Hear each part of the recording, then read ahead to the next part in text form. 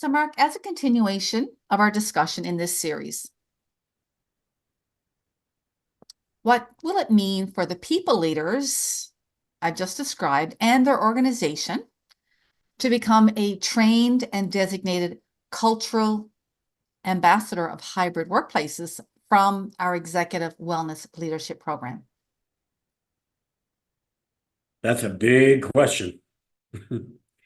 But considering all the things we talked about to this point, again, I want to, before I talk about the cultural ambassador, I want to talk about how we got to where we are today. I think that's very important. Pre-pandemic, pandemic, and now. Forces of human development, psychosocial context, if you will, our population worldwide had a significant reset, very significant reset. People sat back and thought more about who they are beyond their role at work. They were spending more time with their family than ever before. Regardless if they'd been hybrid even before that, because now the kids are home. Now, maybe other family members are staying with you. All kinds of different iterations of this happened. And we continued to work.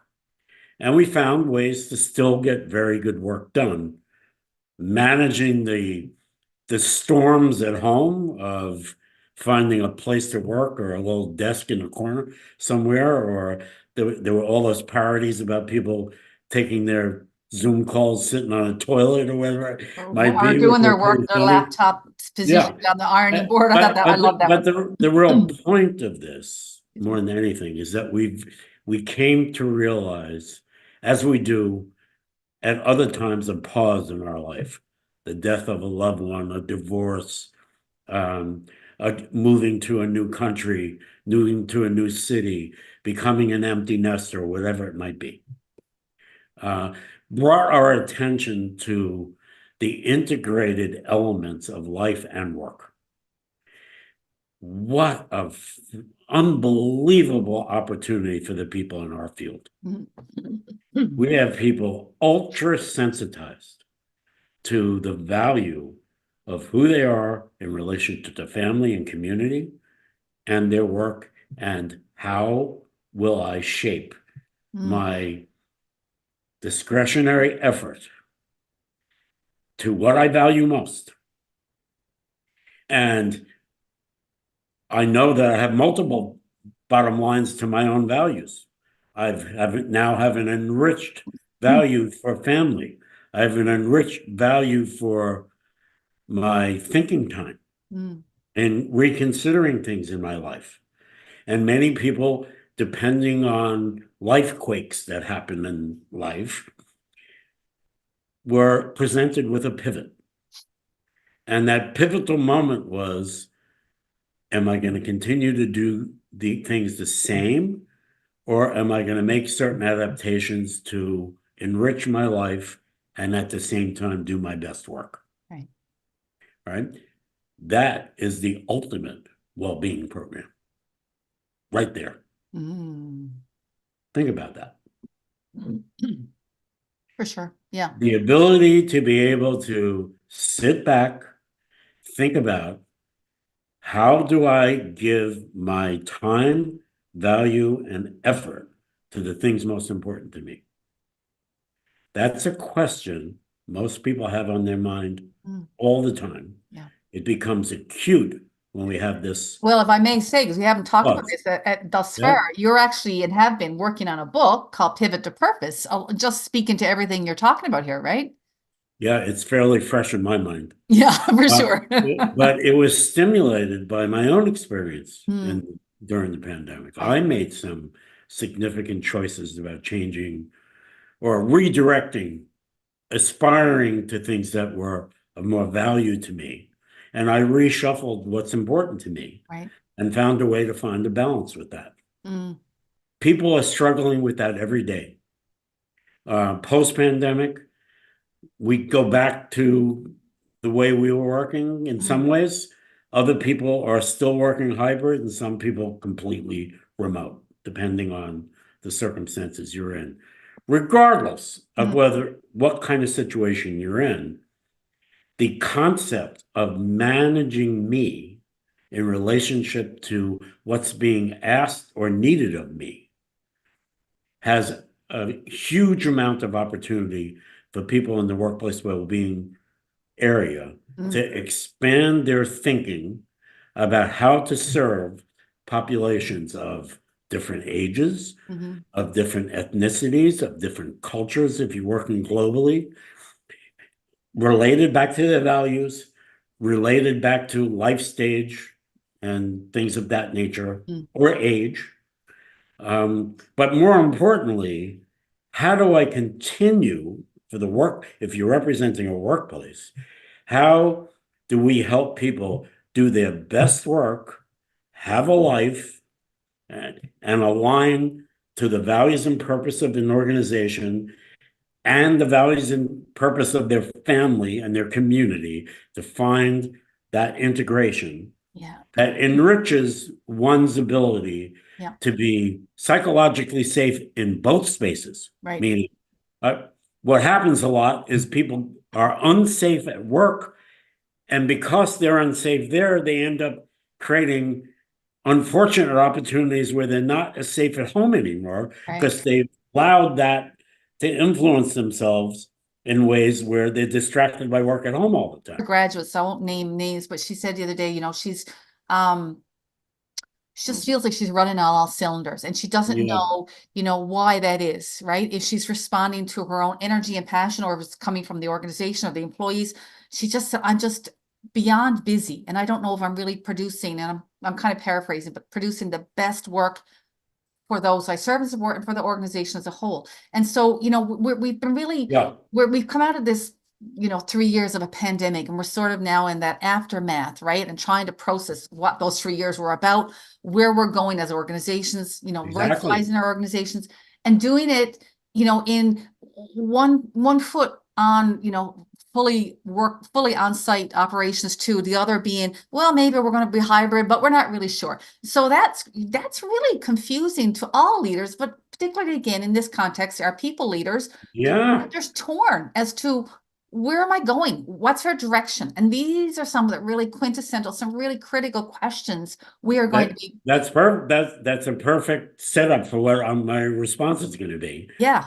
Just join us in this program, and we're going to help you find your focus and increase your sense of continuity within. Or if you're maybe a consultant or an executive coach or a senior level HR leader, we're not just speaking workplace wellness, because all those different professional it's everybody that contributes to the larger whole here. Yeah, you as a coach or executive coach or a consultant need to have this foresight, this knowledge, this visionary knowledge about you, and be a thought leader to support but back to the example of the person you brought up who was feeling scattered, overwhelmed, and so on. In the helping field, people get there quicker than in most. But most people in the world today working are feeling overwhelmed. Period. They are. Right. So if we're overwhelmed and not setting an example, why would somebody who is overwhelmed come to you? But back to the example you brought up. When as professionals in this field and as role models, hopefully in the field, we want to mirror what we hope people will utilize. 100%. And there's some benefit to the vulnerability that this person was feeling to be able to actually share that. As an executive coach, I always shared the vulnerability of me facing the exact same thing my client was dealing with. Because that's the bridge of honesty and trust and authenticity that's required for us to be able to do our best You work. just bring to mind, as you know, because you helped created our Executive Wellness Unplugged newsletter. I featured Right. a podcast interview, brilliant, probably my best interview ever, with Newton Chen of Google. He's the wellness director. And when you talk about vulnerability, just read that article. It's issue 3 in Executive Wellness No, Unplugged. that's a very good thing to That do. exchange between Newton and his supervisor, it's so powerful. No, it's brilliant. So And powerful. what I want to say is that's happening thousands and thousands of times all over the world. Yeah. There But are is it plenty. happening? Can I ask, is to your estimate, Yeah. because I talked about that in the article, is that vulnerability? It was happening with leaders and they were sharing what's happening, during the pandemic. Have we Yeah. regressed a little bit, pulled back a little bit as leaders, maybe in that regard? Do you think? I don't know. I'm just Well, I think, leaders and managers are human beings. Hmm. So they're susceptible to the same overwhelm and challenge that everybody else is. They demonstrate the symptomology sometimes a little bit differently because they But have a they took certain their amount of. armor off, to quote Brene Brown, they took their armor off during the pandemic for a confluence of reasons, right? Well, We know, we have to influence the possibility for that permission to be available. but do you think that they maybe starting to put their armor back on again for a variety of reasons as leaders? That always happens Okay. after any storm. Right. You Yeah. know? Isn't that true? Hey, I guess, yeah. Yeah. So that's human nature. Mm, But it doesn't have to be that way. right.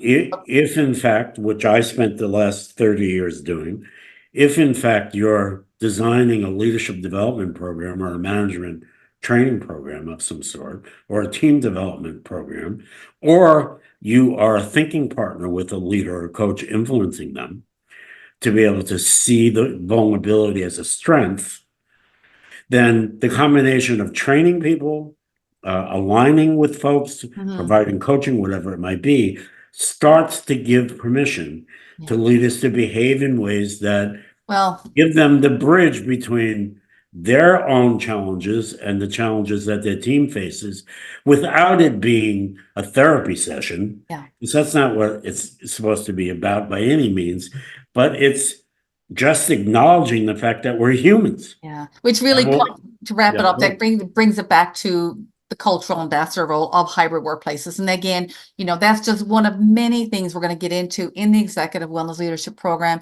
And one of the many areas that you're going to, I would say, expand your knowledge, your skill sets, your strengths, your bench strength in that area, and tie it up with a nice ball with the crest and the certificate that's going to designate you as a culture. So thank you so much for tuning in to this, I guess, the 4th segment of our mini series. Thanks again, Mark. I'm just, as you can tell by my excitement, I'm really, really enjoying this conversation, as I always do. as I am too. I mean, I'm getting more and more excited about being part of this with you because I think what we're going to do together with the participants is going to be something that's going to be brilliant. It's going to be groundbreaking. Yeah, I think so too. Yeah. Revolutionary, Brown. Absolutely. So I hope we've piqued your interest, and to learn more about our upcoming Executive Wellness Leadership Program commencing on February 26th and how you might become shortlisted and potential candidate for this program, visit our program page at workplacewellnesscoe.com. And also be sure to sign up for the interest list to receive a consult invite to, meet with me and to see if, the program is a fit for you and vice versa. So we look forward to meeting with you in a consult, perhaps in the program. And also then until we meet up, stay healthy and well. And thank you, Mark, and be watching for our final segment in this series.